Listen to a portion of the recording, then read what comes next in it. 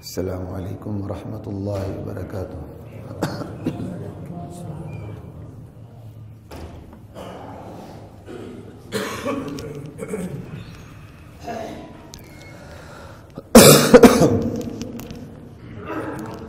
ان الحمد للہ نحمده ونستعینه ونستغفره ونؤمن به ونتوکل علیہ ونعوذ باللہ من شرور انفسنا ومن سیئات اعمالنا من يهده اللہ فلا مضل له ومن يضلل فلا هادي له ونشهد أن لا إله إلا الله وحده لا شريك له ونشهد أن محمدا عبده ورسوله أما بعد فأعوذ بالله من الشيطان الرجيم بسم الله الرحمن الرحيم وقرن في بيوتكن۔ مسلمان عورتوں اپنے گھروں میں قرار پکڑو، اپنے گھروں میں ٹک کے رہا کرو۔ وَلَا تَبَرَّجْنَ تَبَرُّجَ الْجَاهِلِيَّةِ الْأُولَى، جاہلیت اولا کی عورتوں کی طرح سج دھج کے نہ نکلو، اپنی زیب و زینت کا اپنے زیب و زینت کا اظہار مت کرو۔ وَأَقِمْنَا الصَّلَاةَ، نماز قائم کیا کرو۔ وَآتِينَا الزَّكَاةَ، زکوٰۃ دیا کرو۔ وَأَطِعْنَا اللَّهَ وَرَسُولَهُ، اللہ اور اس کے رسول کی اطاعت کیا کرو۔ إِنَّمَا يُرِيدُ اللَّهُ لِيُذْهِبَ عَنْكُمُ الرِّجْسَ أَهْلَ الْبَيْتِ، اے نبی کے ازواج مطہرات، اللہ تم سے ناپاکی کو دور رکھنا چاہتا ہے۔ وَيُطَهِّرَكُمْ تَطْهِيرًا، اللہ تمہیں ہمیشہ پاک رکھنا چاہتا ہے۔ خطاب نبی علیہ السلام کی براہ راست ازواج مطہرات کو ہے، اور ان کے خطاب کے واسطے سے تمام مسلمان عورتوں کے لیے یہ حکم۔ حضرات محترم، گزشتہ جمعے ہماری بات نامکمل رہ گئی تھی، آج اسی کو مکمل کرتے ہیں۔ موضوع ہمارا یہی تھا کہ معاشرے میں جو بڑھتی ہوئی بے حیائی ہے اس کے اسباب کیا ہیں، اور بے حیائی بھی عام بے حیائی نہیں، ہر معاشرے میں بے حیائی تو موجود ہوتی ہے تھوڑی بہت، لیکن یہ جو اس وقت بے حیائی آئی ہوئی ہے، اعلانیہ بے حیائی، اعلانیہ فحاشی، اعلانیہ ٹک ٹاک کے اندر کیا کچھ ہو رہا ہے، سوشل میڈیا کے اندر کیا کچھ ہو رہا ہے، لوگ خفیہ زندگیوں تک رسائی حاصل کر کے بے نقاب کر رہے ہیں، اور بے نقاب کر کے اس کو میڈیا کے اوپر پھینک رہے ہیں۔ جس کے اندر تھوڑی بہت شرم و حیا ہے وہ بھی ختم ہوتی جا رہی ہے۔ گناہ کا ہر وقت دیکھنا گناہ کی ہیبت کو ختم کر دیتا ہے، پہلے کم کر دیتا ہے، بعد میں ختم کر دیتا ہے، اور بعد میں وہی گناہ اچھا دکھنے لگتا ہے۔ رات ہی میں نے سوشل میڈیا کھولا ہوا تھا، مجھے وقت نہیں ہوتا، سوتے سوتے کچھ مطالعہ کر لیتا ہوں، کچھ دیکھ رہا ہوتا ہوں، تو کئی چیزیں سامنے آ رہی ہوتی ہیں۔ وہ ایک نوجوان، اب دیکھو نا، یوٹیوب سے کمانے کے لیے یا شہرت پانے کے لیے سوچتے ہیں لوگ ہم نے کیسے مشہور ہونا ہے، وہ جیسے مشہور ہونا ہے ویسا وہ کام کرتے ہیں۔ یہ نہیں دیکھتے ہیں ان کی ماں بہنیں ہیں گھر پہ، کہ وہ جو ویڈیو بنا رہے ہیں ان کی ماں نے بھی دیکھنا ہے، ان کی بہن نے بھی دیکھنا ہے، ان کی بیٹی نے بھی دیکھنا ہے۔ لڑکا لڑکی بن جاتا ہے اور لڑکی بن کے دوسروں کو دھوکہ دیتا ہے۔ ہمارا معاشرہ تو ایسے ہے ہی ہے، لیٹنے کے لیے فوراً تیار ہے۔ وہ لڑکا لڑکی بن کے بات کر رہا ہے، اور جس سے بات ہو رہی وہ اس لڑکے کو لڑکی سمجھ رہا ہے، اور یہ بھی کہا جا رہا ہے رات جو آپ کے ساتھ بات ہوئی وہ میں نشر نہیں کروں گا۔ پھر آخر میں بتاتا میں لڑکا ہوں، کہ وہ جو ساری کنورسیشن ہے وہ میڈیا کے پر آ رہی ہے۔ خدا کی قسم تباہی نہیں اخلاق کی. ہم کہاں کھڑے ہیں؟ اب تو دل بھی اتنا سنگ دل ہو چکا ہے، رونا بھی نہیں آتا، ہنسی آتی دیکھ کے. یعنی جس چیز پہ رونا آنا چاہیے نا، اب اس پہ ہنسی آتی ہے. اس سے زیادہ دل کا مردہ پن اور کیا ہو کہ جس چیز کو بندہ دیکھ کے روئے، دیکھ نہ سکے. اور اگر کوئی ایسی ویڈیو بنائے تو وہ معاشرے میں اپنا منہ دکھا نہ سکے، وہ بن ٹھن کے کھلا کے آتا ہے. آئی تو ویڈیو میں نے بنائی ہے. لوگ حیران ہوتے کیا یار اس نے آئیڈیا لیا. اور معاشرے میں یہ تو ہم نے پتہ ہے آئیڈیاز بکتے ہیں، جس نے نیا آئیڈیا دے دیا وہ شہرت پا گیا. اب شہرت کے یہ طریقے، اللہ میری اور آپ کی حفاظت فرمائے. تو گزشتہ جو بات جہاں تک ہوئی تھی اس کو تھوڑا سا سمرائز کر کے 3-4 منٹ میں، تاکہ پیچھے سے تعلق قائم ہو جائے، میں آگے بات کر لیتا ہوں. ہم بات یہی کر رہے تھے جو بے حیائی کے اسباب ہیں وہ کیا ہے. صرف اسباب کو ڈسکس تو نہیں کرنا مقصد، اسباب کو سامنے رکھنے کا مقصد یہی ہے کہ ہم سیکھیں، ان اسباب سے بچیں. تو انشاءاللہ کچھ تھوڑی بہت آج کچھ نہ کچھ علاج پہ بھی بات ہوگی اللہ نے چاہا. سب سے پہلے جو سبب میں نے بتایا تھا وہ گھر کا آغاز ہے، گھریلو زندگی کا آغاز ہے. ہم اپنے لیے داماد کیسا ڈھونڈتے ہیں، ہم اپنے لیے بہو کیسی ڈھونڈتے ہیں، لڑکا بیوی کیسی چاہتا ہے، لڑکی لڑکا کیسا چاہتی ہے. فیصلہ یہاں ہے، زندگی کا فیصلہ کن موڑ صرف اور صرف یہی ہے. یہیں سے سارے فیصلے ہوتے ہیں. اس پہ بات ہو چکی ڈیٹیل سے، میں بات نہیں کروں گا. جس نے اس ڈیٹیل کو دیکھنا ہے تو گزشتہ جمعے کی ریکارڈنگ کو آپ سن لیجیے گا. دوسری بات میں نے آپ سے کہی تھی والدین کی تربیت. اگر والدین کا باہمی انتخاب اچھا ہے، لڑکا اور لڑکی دونوں اچھے ہیں، لامل تربیت اچھی ہوگی. وگرنہ تربیت کا فقدان رہے گا، بلکہ اکثر اوقات تربیت غلط منہج پہ ہوگی. اور تیسری بات میں نے آپ کو بتائی تھی ہماری درسگاہیں، ہماری درسگاہوں کا ماحول، ان کا نظام تعلیم، ان کا نصاب تعلیم، مقاصد تعلیم، ذرائع تعلیم، یہ ساری چیزیں مل کے بے حیائی کو فروغ دے رہی ہیں. بے حیائی کو سب چیزیں مل کے بے حیائی کو فروغ دے رہی ہیں. آپ کہیں گے مقاصد تعلیم بے حیائی کو کیسے فروغ دے رہے ہیں؟ بالکل دے رہے ہیں. تعلیم کا مقصد کیا ہے؟ تعلیم کا مقصد تو انسان بنانا تھا، اچھا مسلمان بنانا تھا، وہ تھا. اب تعلیم کا مقصد ہے اچھا روزگار مل جائے، اچھا رشتہ مل جائے. ماں باپ بھی بہت بڑی تعداد ہے، میں ہر ایک کو نہیں کہہ رہا، ان کی بھی خواہش ہوتی ہے لڑکی خود ہی کسی کے ساتھ سیٹ ویٹ ہو جائے یونیورسٹی کے اندر. ماں باپ بھی چاہتے ہیں کہ لڑکا کسی امیر لڑکی کو پھنسا لے. تعلیم کا مقصد کیا رہے گی؟ اچھا روزگار، اچھا رشتہ. یونیورسٹی والے تعلیم کیوں دیتے ہیں؟ انہوں نے بزنس بنایا ہوا ہے. یہی وجہ ہے وہ زیادہ سے زیادہ لبرل انوائرمنٹ آپ پرووائڈ کرتے ہیں بچوں کو، تاکہ بچوں کے لیے اٹریکشن وہ ادھر ہی آئیں.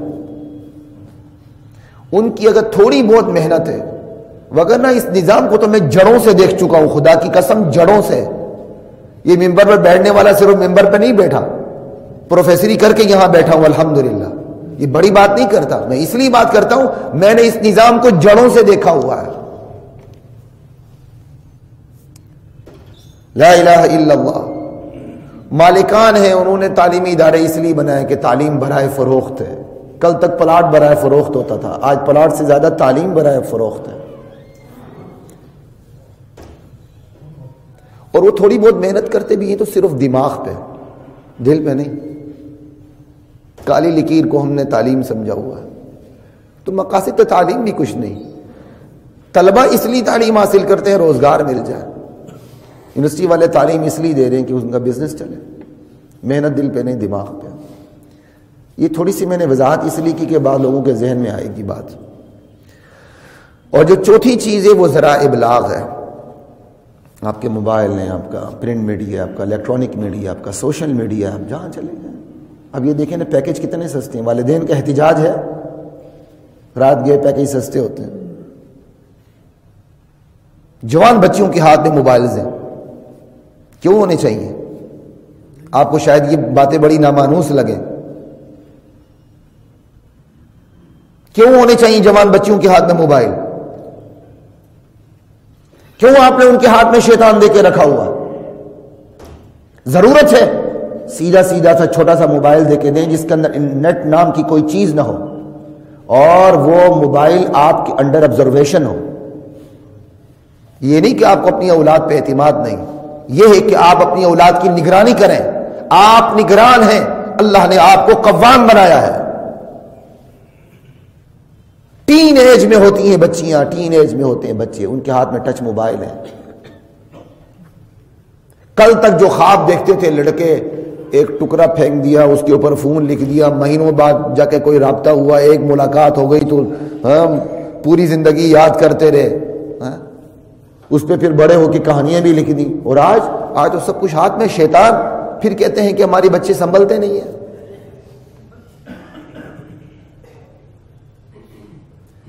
صحابیات جیسی پاکیزہ عورتیں دنیا میں ہیں؟ صحابہ جیسے پاکیزہ مرد دنیا میں ہیں؟ ان پاکیزہ عورتوں کو، دنیا کی پاکیزہ ترین عورتوں کو دنیا کے پاکیزہ ترین مردوں سے پردے کا حکم دیا گیا. اس سے بڑی بات ہے، خدا کی قسم دل پھٹتا ہے. دنیا داروں کی تو بات ہے، دیندار 5 وقت کی نمازی، ان کی بچیوں کے ہاتھ میں ٹچ موبائل ہے. اور بچیوں نے پاس ورڈ لگایا، ماں باپ کو پتہ ہی نہیں ہے. ہاتھ تو لگائیں ذرا.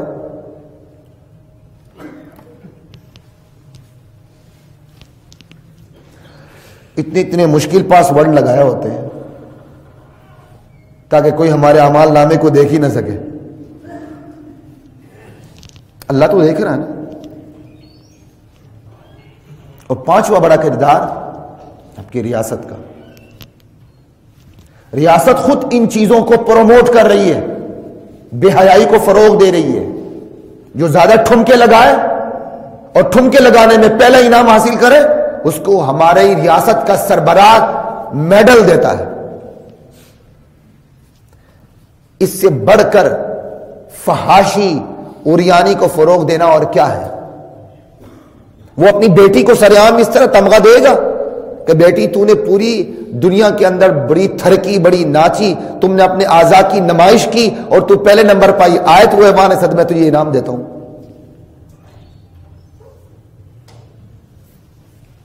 لا الہ الا اللہ. پھر ہماری خفیہ زندگیوں تک رسائی، فرد کی بھی، اداروں کی بھی، سب کی. پھر ان خفیہ زندگیوں تک رسائی کے بعد بلیک میلنگ، پھر اس کو گریجولی آہستہ آہستہ میڈیا پہ لانا. جب باپ کی زندگی کو ننگا ہوتے ہوئے بیٹی دیکھ لے، اس بیٹی کے اندر حیا کیسے رہے گا؟ استاد کی لٹتی ہوئی عزت کو شاگرد دیکھ لے میڈیا کے اوپر، اس کے اندر حیا کیسے رہے گا شاگرد کے اندر؟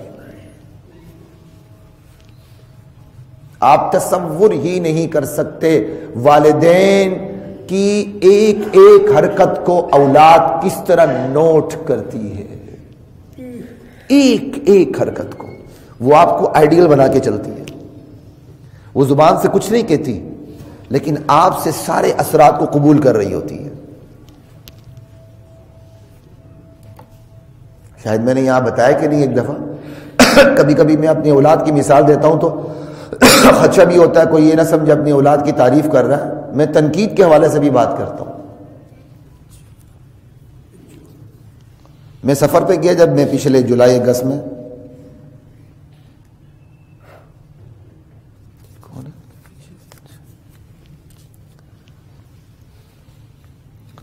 وہ نماز کا ٹائم ایسا تھا کہ میں باجماعت نماز نہ پڑھ سکا. گھر میں نے فجر کی نماز پڑھی اور روانہ ہو گیا. ڈیوو میں بیٹھے ہیں، میرے بچے نے مجھے کہا جیسے اس نے میری بہت بڑی غلطی پکڑی ہو، اور واقعی اس نے اپنے طور پہ میری غلطی پکڑ لی تھی. تو میں نے اپنے بچوں کو اپنے سامنے بات کرنے کا حوصلہ دیا ہوا ہے، بے ادب نہیں کیا ہوا، حوصلہ پورا دیا ہوا ہے کہ کھل کے میرے سامنے بات کریں. میرے سامنے نہیں کریں گے کس کے سامنے کریں گے؟ یہاں ایک عجیب بات ہے، والدین دیندار ہوتے نہیں ہوتے تو خشک مزاج ہو جاتے ہیں، وہ بچوں کو بولنے نہیں دیتے. بچے آپ کے سامنے نہیں بولیں گے، کسی اور کے سامنے جا کے بولیں گے. آپ محبت نہیں دیں گے، کسی اور کی گود میں چلے جائیں گے. وہ یاد رکھیں، یہ نفسیات ہے. وہ والدین ہے ہی نہیں جو نفسیات کو نہ جانے بچوں کے. اس نے کہا بابا جان بات بتاؤں، ایک بات کروں. اب مجھے اس کی پوری بات یاد نہیں، مضمون یاد ہے. میں کوئی لفظ روایت نہیں کر رہا، روایت بالمعنی ہے. تو میں ایک بات کہوں؟ میں نے کہا بیٹا کہو. اور میں نے اس کے جو باڈی لینگویج ہے اسی سے پتہ چل گیا کہ وہ کچھ میری کوئی غلطی پکڑی ہے. میں کہا ہاں بتاؤ بیٹا. کہتا آج آپ نے فجر کی نماز نہیں پڑھی. اس نے مجھے پکڑ لیا کہ آج آپ نے فجر کی نماز نہیں پڑھی. اور اس کے چہرے پر ایک ہنسی تھی اور اس نے جیسے چوری پکڑی ہوتی ہے وہ پورا کھل کے میرے سامنے بول رہا تھا. میں نے پھر اسے افسوس بھی ہوا کہ میں نے کس ٹائم میں نے کیا کہتے ہیں وہ ٹکٹ بک کروا لی تھی 2 دن پہلے. میں کہا بیٹا میں نے پڑھی ہے، گھر پہ پڑھی ہے، وضو کیا ہے، گھر میں پڑھی ہے، ٹائم نہیں تھا. اور میں ذرا دیر سے فارغ ہو کے نکلا واش روم سے حسب عادت. تو کیا کہتے ہیں میں نے نماز پڑھی. میں نے پوری اس کو جسٹیفیکیشن دی. مجھے کوئی برا نہیں لگا، مجھے اچھا لگا. اور میں اس کی باڈی لینگویج کو نوٹ کرتا رہا کہ میرا بیٹا میری جسٹیفیکیشن سے مطمئن ہوا ہے کہ نہیں ہوا. نہ ہو تو اس پر غلط اثر پڑے گا، ہو تو اس پر اچھا ہی اثر پڑے گا انشاءاللہ. تو میں نے اس کی باڈی لینگویج کو نوٹ کیا اپنی جسٹیفیکیشن دیتے ہوئے. تو میں نے دیکھ لی کہ وہ الحمدللہ مطمئن ہو گیا تھا. کیوں؟ جب بچوں کو پتہ ہے نا والدین جھوٹ نہ بولے تو وہ یقین کر لیتے ہیں. لیکن اگر پتہ ہو والدین بات بات پہ جھوٹ بولیں نہیں چلتی بات. سمجھ آئی؟ لا الہ الا اللہ. ہماری خفیہ زندگیوں تک رسائی. لا الہ. اب آگے جا کے پھر یہ ہے مغرب کا ہم پہ حملہ. یہ میں نے آخر میں اس لیے کہا تھا کہ لوگ کہتے ہیں جی لوگ آپ دوسروں کی سازشوں کا ہی ذکر کرتے ہیں، جیسے اینکرز بھی کہتے ہیں. بھائی کیوں نہ کریں؟ جس طرح جغرافیائی مداخلت غلط ہے اس طرح نظریاتی مداخلت بھی غلط ہے. اگر میں غلط ہوں تو مجھے مزید غلط کرنے کا حق کسی کو کیا حاصل ہے؟ مغرب ہمارے اندر داخل ہو گئے، لیکن مغرب اندر داخل کیسے ہوا میں نے اس کو اب تھوڑا سا بتایا تھا، ڈیٹیل سے بتایا تھا. لیکن جو بات بتائی اس کو میں اختصار کے ساتھ آپ کے سامنے ذکر کرتا ہوں. مغرب میں جنسی انقلاب آیا اور بے حیائی نے فروغ پکڑا، وہ حقوق نسواں کی تحریک سے پکڑا. تحریک حقوق نسواں کا پہلا اول ترین مقصد مرد عورت کو الگ الگ رکھنا تھا. اس لیے اس نے سب سے پہلے میاں بیوی کے رشتے پہ حملہ کیا. وہ مغرب جہاں طلاق کا تصور ہی نہیں ہے، نہیں تھا، عورت کو بھی مل گیا. جب چاہے عورت مرد کو چھوڑ دے، جب چاہے مرد عورت کو چھوڑ دے. یہ بات یاد ہونی چاہیے. جو آج کی کرسچینٹی ہے اس میں طلاق کا تصور نہیں ہے. یہ تو اسلام کی فلیکسیبلٹی ہے. لیکن انہوں نے آزاد ہونے کے لیے حقوق نسواں کی زور پہ عورت کو یہ حق دے دیا. اب رزلٹ کیا نکلا؟ میاں بیوی کا رشتہ کمزور ہو گیا. تار عنکبوت، مکڑی کا جالا. ویسے آپ کو بتاؤں مکڑی کا جالا بڑا مضبوط ہوتا ہے. یہ تقریباً نصف سٹیل جتنا مضبوط ہوتا ہے. آپ حیران ہو رہے ہوں گے، میں کوئی دوائی کھا کے نہیں بیٹھا، ہوش میں ہوں. لیکن وہ مکڑی جو ہے وہ اتنا پتلی تار بنتی ہے تاکہ آنے والے حشرات کو وہ تار نظر نہ آئے، اس کے اندر پھنس جائے. اٹ سیلف وہ جو مکڑی کا جالا بنتی ہے نا، وہ اگر اس کو اصل شکل میں اس کے اندر تھکنس آ جائے اور صحیح طرح ہو جائے، وہ سٹین لیس سٹیل کے ہاف کے برابر اس کی قوت ہے. یہ بات ہے، پھر انشاءاللہ کبھی اس پہ بات کریں گے. لیکن وہ اپنے شکار کو پھنسانے کے لیے اتنا پتلا بناتی ہے اس تار کو. شکار کو پھانس تو لیتی ہے لیکن ہوا کے جھونکے پہ اس کا اپنا گھر بھی نہیں رہتا. تو مغرب نے ہمیں نشانہ بنایا، لیکن حقوق نسواں وہاں، حقوق نسواں نے سب سے پہلے میاں بیوی کے رشتے کو کمزور کیا ایک، اس کے بعد جب میاں بیوی کا رشتہ کمزور ہو گیا تو بات آسان ہو گئی، اس نے عورت کو جنسی کھلونا بنا دیا۔ بے حیائی آتی تب ہے جب میاں بیوی کا تعلق کمزور پڑ جائے، اس نے عورت کو جنسی کھلونا بنا دیا۔ آج عورت مغرب میں جو جنسی کھلونا ہے وہ بڑے سے بڑے پڑھے لکھے سے زیادہ کماتی ہے۔ امریکہ کے اندر ایک ڈاکٹر اتنا نہیں کماتا جتنی ایک ماڈل گرل کماتی ہے۔ یہ مقابلہ حسن کو دیکھ لیں، یہ ماڈل گرلز کو دیکھ لیں، یہ سٹیج پہ تھرکتی ہوئی عورتوں کو دیکھ لیں، کیا ہے؟ گلوکارہ ہیں، اداکارہ ہیں۔ اسلام ان کو طوائفیں سمجھتا ہے، طوائفیں ہیں یہ۔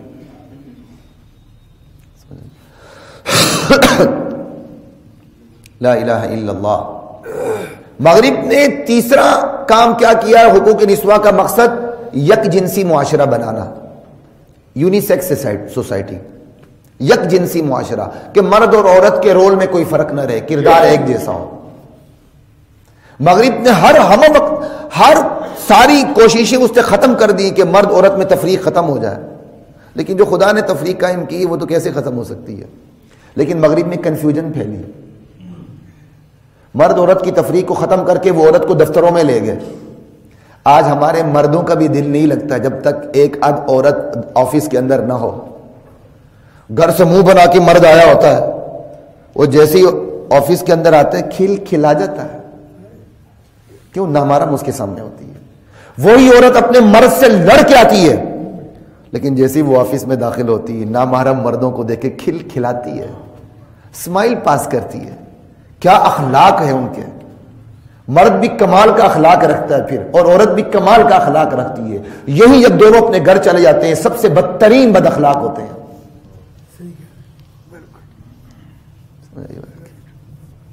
انا للہ و انا الیہ راجعون۔ ایئر ہوسٹس کو کیا سکھایا جاتا ہے؟ کبھی آپ نے رول بھی پڑھے؟ یہ جنسی کھلونا بنا دیا، یک جنسی معاشرہ، یونیسیکس سوسائٹی، لیکن اس کا اثر برا ہی پڑا، اچھا نہیں پڑا، کیونکہ ماں کی ممتا نے اسے گھر کی ذمہ داریوں سے بھی بے پرواہ نہیں کیا۔ تھوڑی بہت ذمہ داری آ گئی، دفتر کی ذمہ داریاں، دوہری ذمہ داریاں، سٹریس کا شکار۔ اور اگلی بات، حقوق نسواں کا اصل مقصد یہ کہ عورت گھر کی فکر سے آزاد ہو جائے تاکہ نسل نو تیار ہی نہ ہو سکے، گھر کی فکر سے آزاد ہو جائے۔ مشہور فرانسیسی مفکر سائمن ڈے نے کہا تھا کہ جب تک خاندان کو تباہ نہیں کیا جاتا، فیملی سسٹم کو تباہ نہیں کیا جاتا، جب تک ماں کے ماں پنے کو تباہ نہیں کیا جاتا، جب تک ماں کی جبلت کو تباہ نہیں کیا جاتا، اس وقت تک عورت کو آزادی نہیں مل سکتی۔ عورت کی آزادی کے لیے ضروری ہے فیملی سسٹم ختم کیا جائے، ماں پنا ختم کیا جائے، ماں کی جبلت جو اپنے آغوش میں لے لیتی ہے اپنے بچوں کو، یہ جبلت ختم کی جائے۔ اور انہوں نے ساری محنتیں کر دی، ریزلٹ کیا نکلا؟ مغرب کی عورت اپنے بچے کو دودھ نہیں پلاتی،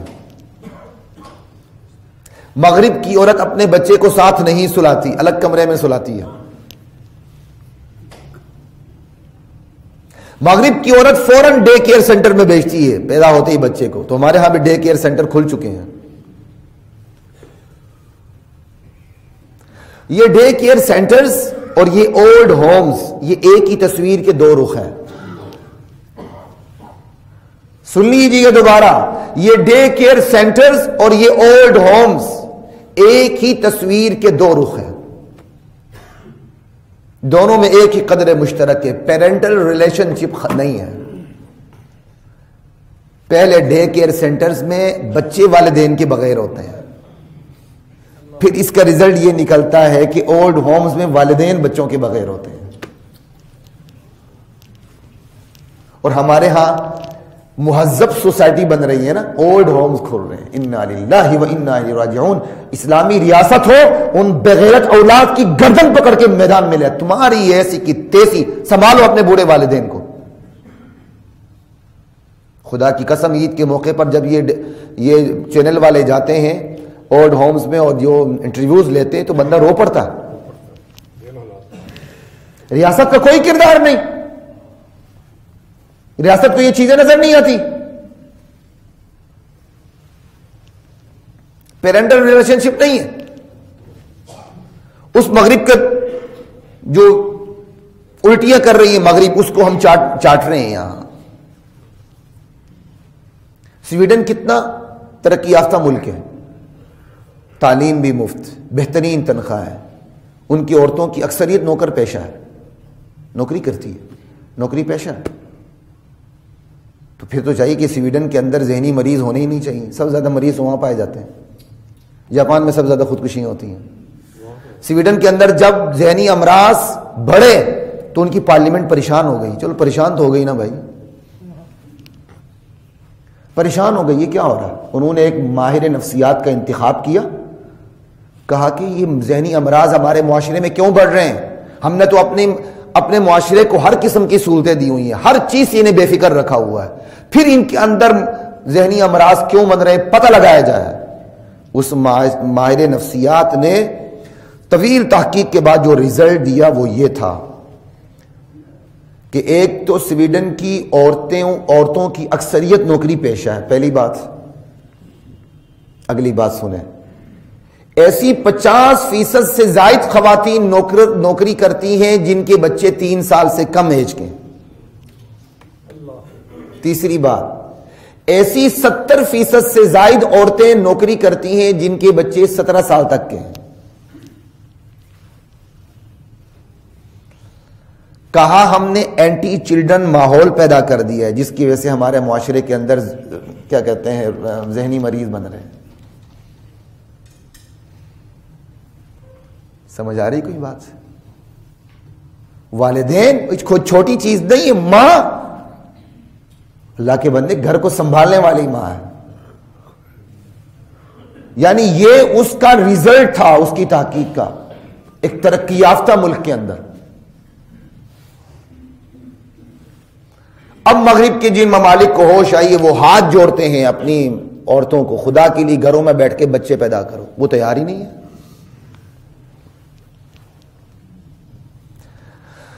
کیونکہ مغرب کی حقوق نسواں کا ایک بہت بڑا مقصد یہی تھا, شادی کی ضرورت کا خاتمہ. یہ آپ کو پتہ ہونا چاہیے, خاندانی نظام کا خاتمہ, شادی کی ضرورت کا خاتمہ, یہ بھی مقصد تھا. لا الہ الا اللہ. یوں مغرب نے فطرت سے ٹکر لی اور مغرب پاش ہو گیا. آج مغرب کی تقدیر میں اندھیرا ہے اور لوگوں کو چمک نظر آتی ہے. اب مغرب نے اپنے آپ کو تباہ کیا, ہمارا رخ کر لیا. یہ ہمارا رخ کیا اس نے. جب اس نے دیکھا ہم تباہ ہو گئے, اس نے کہا پھر یہ کیوں بچے. اب آتے ہیں اسلامی ممالک کی طرف. لارڈ کرومر یہ کنزرویٹو تھا برطانیہ کا, قدامت پسند, اور اتنا قدامت پسند تھا عورتوں کو حقوق دینے کے لیے کا روادار ہی نہیں تھا برطانیہ کے اندر. صرف برطانیہ کے اندر وہ چاہتا تھا کہ عورت ووٹ بھی نہ کرے, عورت کو حقوق دینے کے لیے تیار بھی نہیں تھا. لیکن اس کے برعکس اس نے مصر میں آگ لگائی ہوئی تھی. 1890 کی دہائی میں اس نے مصر میں اپنے چیلے تیار کیے ہوتے. اس نے کہا یہاں کی عورت کو کھڑا کرو, یہاں کی معاشرتی اقدار کو تباہ کر دو. اس کا طریقہ کیا ہے؟ عورت کو پردے سے باہر نکالو کہ پردہ پابندی ہے, یہ جبر ہے. عورت کو پردے سے باہر نکالو, عورت کے اندر عورت کی زندگی میں فیشن کو داخل کر دو, ماڈرنائز کر دو اسے, عورت کو مرد کے برابر کھڑا کر دو.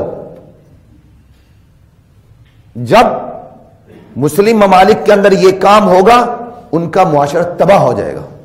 وہی لارڈ کرومر جو قدامت پسند تھا, کنزرویٹو تھا انگلینڈ کے اندر, وہی یہ آگ لگا رہا تھا اس کے برعکس مصر کے اندر عورتوں کے حقوق کے حوالے سے. وہاں اس کی ٹیم تیار ہو گئی. مصر کے اندر سب سے پہلے جس نے عورت کے حقوق کے حوالے سے معاشرے کو آگ لگائی اس کا نام قاسم الامین تھا. بدبخت, اس نے 1899 میں کتاب لکھی, قاری صاحب پانی رکھ دیا کریں, مجھے ضرورت ہوتی ہے. تیسرا جمعہ آپ کی ہیٹرک ہو گئی ہے.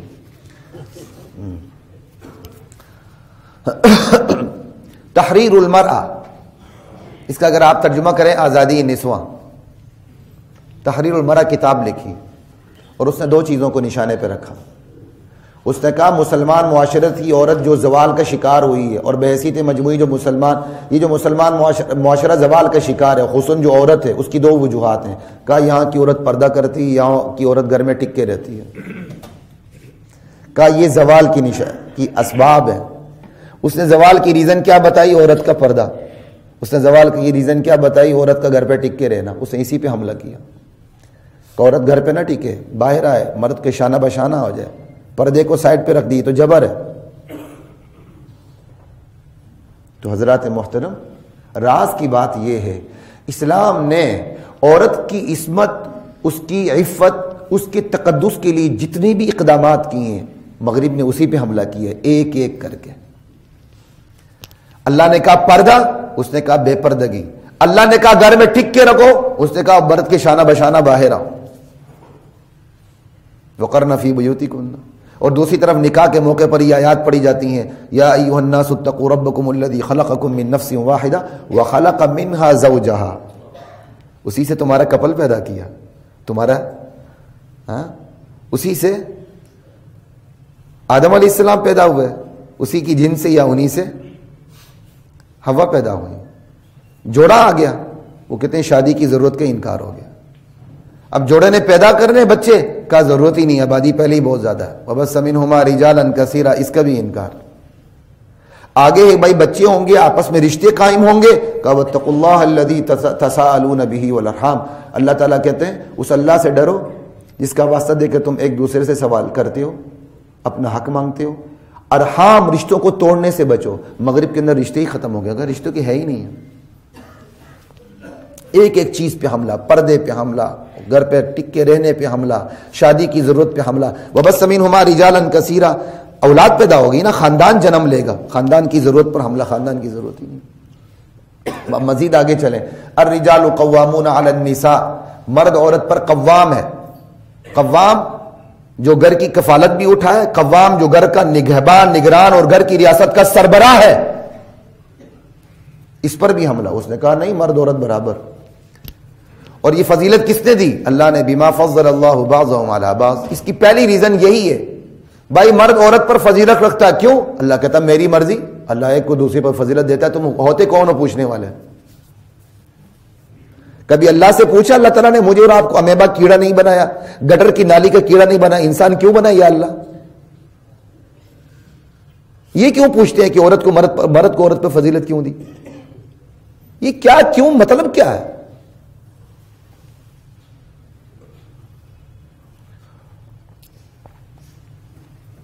لا الہ الا اللہ. وَبِمَا أَنفَقُوا مِنْ أَمْوَالِهِمْ, فضیلت کی ایک وجہ یہ ہے کہ مرد عورت پہ خرچ کرتا ہے. حقوق نسواں نے اس پر بھی حملہ کر دیا. کیا کوئی ضرورت نہیں ہے, عورت انڈیپینڈنٹ ہے, خود گھر سے باہر نکل کے کمائے گی. یعنی ایک ایک بنیاد پہ حملہ ہے. فَالصَّالِحَاتُ قَانِتَاتٌ, نیک عورتیں اپنے خاوندوں کی اطاعت گزار ہوتی ہیں. کہا کیوں؟ ایک دن برتن تو دھو, ایک دن میں دھوئیں گی, برابر ہیں ہم دونوں. حافظات للغیب بما حفظ اللہ, مرد کی خاوند کی غیر موجودگی میں اس کی عزت کی حفاظت ہے. اس نے کہا کیوں؟ کہتے یہ مجھے بھوک لگی تجھ سے پوری ہوگی تو ہوگی, ورنہ کسی اور سے پوری کر لوں گی. واللاتی تخافون نشوزہن فعظوہن واہجروہن فی المضاجع واضربوہن. ٹھیک ہے, اللہ تعالیٰ نے طریقہ کار بھی بتا دیا. میاں بیوی میں اختلاف ہو تو کرنا کیا ہے. سب سے پہلے میاں کو حق دیا ہے کہ وہ سمجھائے, بستر سے علیحدہ ہو جائے, اس کو سزا بھی دے. تیسری بات سزا کی ہے. یہاں ضرب کی جیسی بات کریں حقوق نسواں والے کھڑے ہو جاتے ہیں.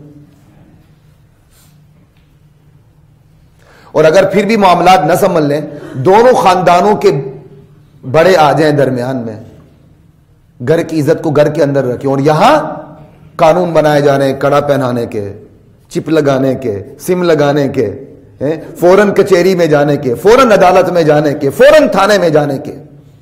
کون شریف چاہتا ہے کہ اس کی عزت پاش پاش و عدالت میں، کچہری میں، تھانے میں. اللہ تعالیٰ نے گھر کی عزت گھر کے اندر رکھی ہے، اپنے معاملات گھر کے اندر حل کریں. ان سب پہ حملہ کیا گیا مغرب کی طرف سے، اور ہمارے ہاں زبردستی یہ قوانین بنوائے جا رہے ہیں. ایک ہاتھ سے گاجر منہ میں دی جا رہی ہے، یہ لو امداد، دوسری ہاتھ سے ڈنڈا دیا جا رہا ہے، وہ پتہ نہیں کہاں. لا الہ الا اللہ. بس کیا کریں جی، وقت بھی کم ہے، یہ اتر رہا ہے. چلیں کوئی بات. تو حضرات محترم یہ ہے ہم پہ حملہ. اچھا پھر وہ جو قاسم الامین جس کی میں بات کر رہا تھا، مصر میں جس نے آگ لگائی، وہ مر گیا. اس کی جانشین بن کے ہدا شعراوی آئی، عورت، اس نے آگ لگائی پردے کے خلاف. اس کے بعد صفیہ زغلول آئی، اس نے قاہرہ کے بڑے جلوسوں کے اندر، جلسوں کے اندر نقاب کو آگ لگا دی. یوں مصر میں یہ تحریک پھیلی. لیکن تحریک پھیلنے کے لیے پیسے چاہیے ہوتے ہیں، پیسے. ایک ہنڈیا بغیر پیسے کے نہیں بنتی. پورے ملک گیر تحریک بغیر پیسوں سے کیسے آئی؟ سوال ہے. تو آپ جا کے کتابوں کو دیکھ لیجئے. مغرب کی این جی اوز نے امداد کے نام پر بھرپور طریقے سے انہیں پروٹیکشن دی. یوں مصر کے ماحول خراب کیا گیا. پھر مصر سے یہ آوارگی نسواں کی یہ ساری تاریخیں مسلم ممالک کے اندر گھس آئی ہیں. ایسا ہوا ہے. اللہ اکبر. یہ ہے. اور یہی اصل میں ہر جاہلیت اپنی تاریخ دہراتی ہے. جاہلیت اپنی تاریخ ضرور دہراتی ہے. نبی علیہ السلام کی دعوت کو روکنے کے لیے نضر بن حارث نے کیا طریقہ کار اختیار کیا تھا؟ سورہ لقمان میں پڑھے، وَمِنَ النَّاسِ مَن يَشْتَرِي لَهْوَ الْحَدِيثِ. ایسے بدبخت بھی ہیں جو لہو الحدیث خریدتے ہیں، گانے بجانے کے آلات، موسیقی، شاہان ایران و عجم کے قصے، رستم و اسفندیار کے قصے، شراب شباب کفاف کی محفلیں، لونڈیاں نچانا. کا محمد کی دعوت اچھی ہے کہ یہ دعوت اچھی ہے؟ انا للہ و انا الیہ راجعون. یہ شروع سے طریقہ کار رہا. لا الہ الا اللہ. جاہلیت اپنے آپ کو ضرور دہراتی ہے. یہی وجہ ہے قرآن کریم کے اندر کہا گیا ہے کافروں کو، ان الذین یحبون ان تشیع الفاحشۃ فی الذین آمنوا. وہ لوگ جو یہ چاہتے ہیں کہ جس طرح ان کی معاشرے میں بے حیائی ہے، وہ مسلم معاشرے میں بھی بے حیائی چاہتے ہیں کہ بے حیائی پھیلے. ان کے لیے سنے دردناک عذاب قیامت کے لیے. حضرات محترم، یہ میں نے آپ کو آوارگی نسواں جو حقوق نسواں کے عنوان سے ہے، اور جو ہمارے ہاں جو بے حیائی پھیلی ہے، یہ ساری کہانی، یہ سارا پس منظر جو میں نے آپ کے سامنے رکھا ہے، یہ کہانی بیان کرنے کے لیے نہیں رکھا کہ آپ کو میں ایک کہانی سنا دوں. یہ جو بے حیائی کی اسباب، اس پر غور کرنے کے لیے سارا پس منظر میں نے آپ کے سامنے رکھا ہے کہ بے حیائی کے اسباب ہمارے اندر کیا تھے، باہر کیا تھے، باہر کے اسباب ہمارے اندر کیسے آئے. یہ کہانی سنانے کے لیے نہیں ہے، یہ اس لیے کہ ہم غور کریں ہم کہاں کھڑے ہیں. یہ اس لیے یہ سوچیں آج یہاں کی بے حیا این جی اوز کو مالی امداد کہاں سے آ رہی ہے. یہاں کی بے حیا لڑکیوں کو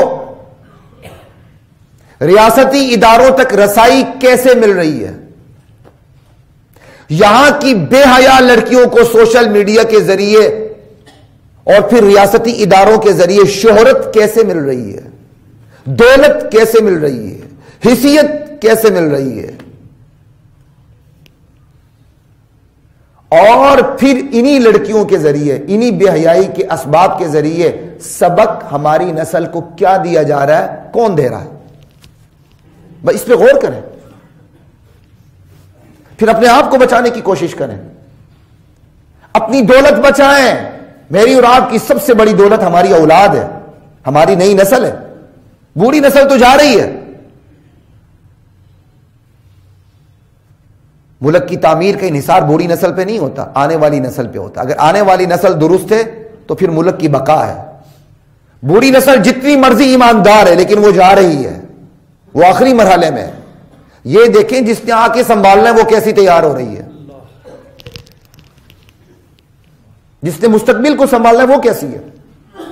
تو حضرات محترم 4-5 منٹ رہتے ہیں، اس میں بس تھوڑا سا میں علاج کی طرف آپ کو رہنمائی کروں گا۔ ہمارا علاج کہاں سے شروع ہونا چاہیے؟ سب سے پہلا علاج جو ہے حضرات محترم، ہمیں معاشرے میں، یار بیٹھے رہو بس آرام سے، ہمیں معاشرے میں مشینی والدین نہیں چاہیے، انسانی والدین چاہیے۔ ہمارے معاشرے کے والدین مشینی ہو چکے ہیں، صبح جاتے ہیں جاب پہ، رات کو آ کے سو جاتے ہیں، مشین بنے ہوئے ہیں، وہ پیسے پیدا کرنے کی مشین ہے بس۔ ہمیں انسانی والدین چاہیے جن کا اپنی اولاد سے تعلق ہو۔ ایک تو بہت بڑے والدین کی تعداد وہ جو صرف مشینی پیسہ کما رہے ہیں، ان کو یہ بھی پرواہ نہیں کہ بچہ دین پڑھ رہا ہے، دنیا پڑھ رہا ہے، آوارہ ہو رہا ہے، نیک ہو رہا ہے، انہیں کوئی پرواہ نہیں۔ لیکن کوئی تھوڑا بہت انسان ہے تو وہ بھی مادی حد تک انسان ہے، روحانی حد تک انسان نہیں ہے۔ وہ چاہ رہا ہے بچہ پڑھ جائے، لیکن وہ یہ نہیں دیکھتا کیا پڑھ رہا ہے، اس کا کردار، کریکٹر کیا، وہ کہتا نہیں پڑھ جائے بس، روزگار مل جائے، اچھا رشتہ مل جائے، بس میں کامیاب ہو گیا۔ آج کا باپ کیا کہتا ہے؟ 4 بچیاں تھیں شادی کر لی، 3 بچے تھے شادی کر لی، شکر ہے میں اپنے فرائض سے فارغ ہو گیا، نہ بچیوں کو نماز آتی ہے نہ بچوں کو نماز آتی ہے، نہ کمبخت نے کبھی خود مسجد میں جا کے نماز پڑھی ہے۔ کہتا ہے شکر ہے میں فرائض سے فارغ ہو گیا۔ شکر نہیں، آگے عذاب جہنم تیار ہے۔ ہمارے معاشرے میں ہمیں مشینی والدین نہیں چاہیے، انسانی والدین چاہیے، انسان میں سے بھی روحانی والدین چاہیے۔ اسی طرح ہمیں ہمارے معاشرے میں مشینی استاد نہیں چاہیے، انسانی استاد چاہیے۔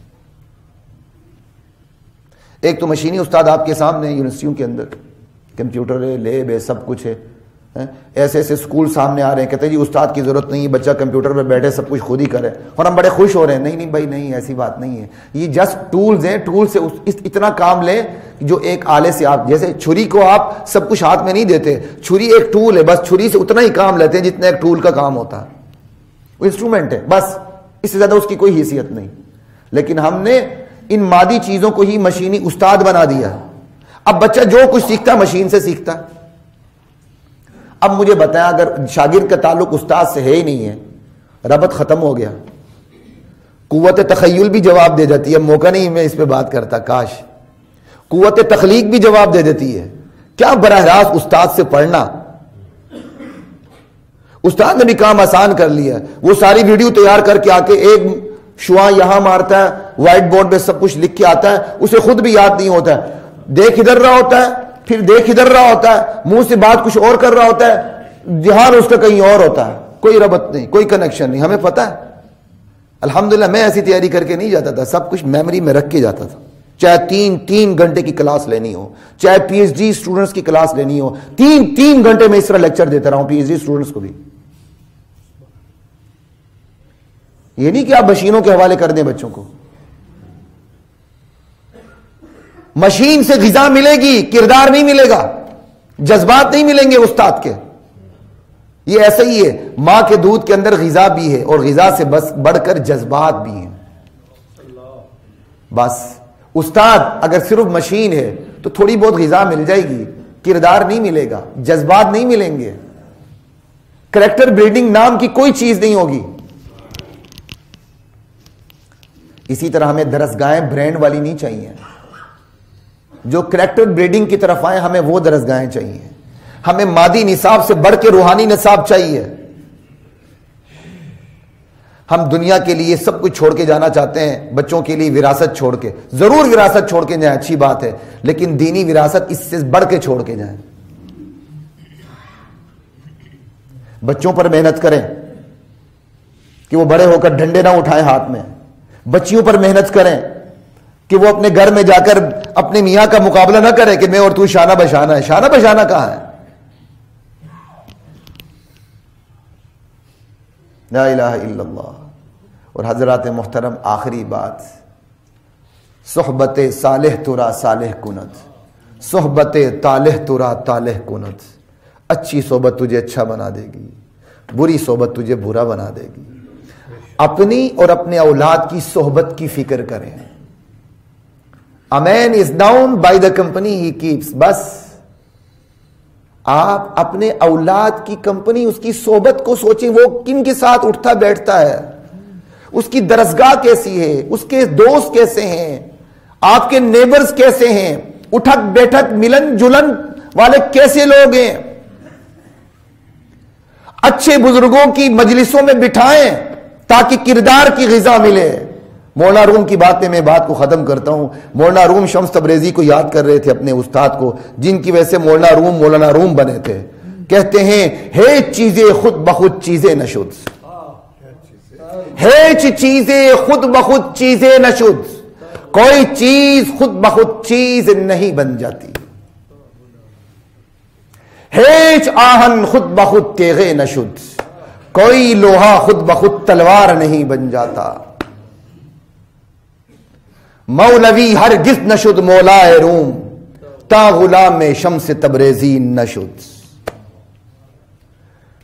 مولانا روم کبھی بھی مولوی نہ بن سکتا اگر وہ شمس تبریزی کی غلامی کو اختیار نہ کرتا، ان کی صحبت کو اختیار نہ کرتا۔ صحبت کی فکر کریں اپنی اولاد کی، انشاءاللہ دنیا بھی بن جائے گی دین کے صدقے، دین تو پھر بنے ہی بنے۔ وآخر دعوانا الحمدللہ رب العالمین۔